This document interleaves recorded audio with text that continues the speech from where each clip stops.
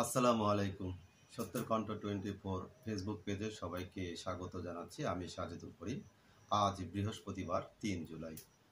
শুরু করছি রংপুর থেকে প্রকাশিত আজকের কিছু সংখ্যক দৈনিক পত্রিকার সংবাদ শিরোনাম। প্রথমে হাতে রয়েছে দৈনিক আগামীর সন্ধানে। দৈনিক আগামীর সন্ধানের সংবাদ শিরোনামে রয়েছে খনি শ্রমিকদের ধর্মঘট, মধ্যপাড়ায় পাথর উৎপাদন বন্ধ। পাশাপাশি রয়েছে তত্ত্বাবধায়ক পুনর্বহাল ও সীমানা পুনর্নির্ধারণে সব দল একমত। দৈনিক আগামীর সন্ধানে। দৈনিক আমাদের প্রতিদিনের সংবাদ শিরোনামে রয়েছে ক্ষমতাচ্যুত হওয়ার পর শেখ হাসিনার বিরুদ্ধে প্রথম সাজা।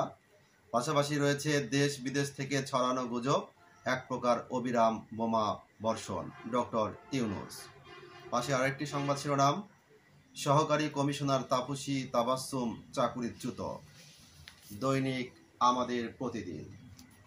দৈনিক দাবানলের সংবাদ শিরোনামে রয়েছে তদবির বাণিজ্যে লাগাম টানছে সরকার, শুরু হচ্ছে নতুন যুগ।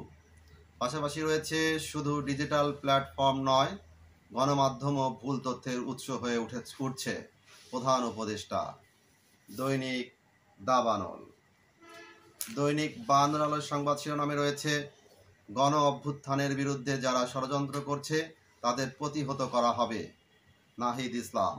পাশাপাশি রয়েছে ক্ষমতাচ্যুত শেখ হাসিনার 6 মাসের কারাদণ্ড। পাশে আরেকটি সংবাদ শিরোনাম মিথ্যা তথ্য মোকাবিলায় কার্যকর ব্যবস্থা গড়ে তোলার আহ্বান প্রধান উপদেষ্টা। দৈনিক বায়ান্নর আলো। দৈনিক প্রথম খবরের সংবাদ শিরোনামে রয়েছে অপতথ্য মোকাবিলায় জাতিসংঘকে কার্যকর ব্যবস্থা গড়ে তোলার আহ্বান প্রধান উপদেষ্টার। পাশাপাশি রয়েছে কোটা বিরোধী বিক্ষোভে এই দিনে উত্তাল শিক্ষাঙ্গন, বিভিন্ন স্থানে সড়ক ও রেলপথ অবরোধ।